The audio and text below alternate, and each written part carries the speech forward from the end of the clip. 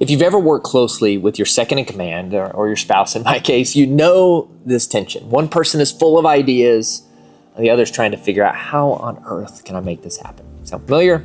Well, that's the constant dance between the visionary and the integrator, the CEO and the COO. And if you don't learn how to communicate well, that dance, well, it's going to turn into a wrestling match. Karen and I have been there, and I've certainly been there with my other COOs. I'm the visionary. I love ideas, new direction, and new goals. But Karen's the operator. She wants clarity, order, execution. Early on, we realized that most of our conflict wasn't personal. It was positional. We were speaking two different leadership languages. So we have two simple frameworks for you today that will keep you aligned. And honestly, they've saved us from a lot of unnecessary frustration. All right, framework number one, dreaming, planning, or executing. The first framework is about context. You see, I used to show up to conversations, and I'm a verbal processor. So I would start talking about all these ideas, and my COO would look there and go, we can't do that. How are we going to make that happen? What are we going to do? I'm like, wait, hold up. I'm just dreaming with you. Are we dreaming? Are we planning, or are we executing? We learn that if we can set the stage early in the conversation, it helps us so much. So dreaming, we're in creative mode. We throw out ideas. There's no limits. My COO doesn't need a notepad. We're just dreaming. Now, planning is the structured mode. We're turning these ideas into path. Now is when we ask questions of, well, how are we going to do this? Well, what happens next? Well, will this even work? And of course, then there's executing.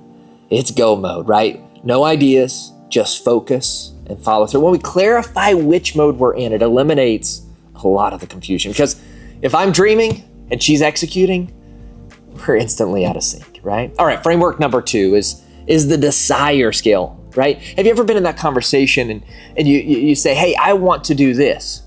And that COO goes, all right, well, we're doing it. Well, that's not always the case.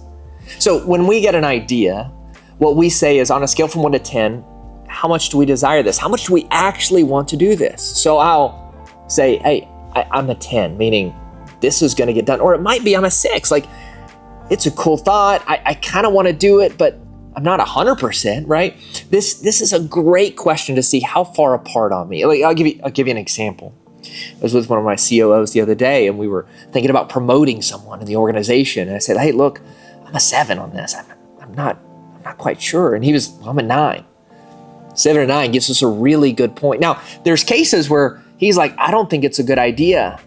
And I'll be a 9 and he's a 4. Well, we're probably leaning towards getting it done. We just need to bridge the gap here. So if you and your second in command ever clash, it's probably not because you don't have respect for each other or even that you're like on opposite.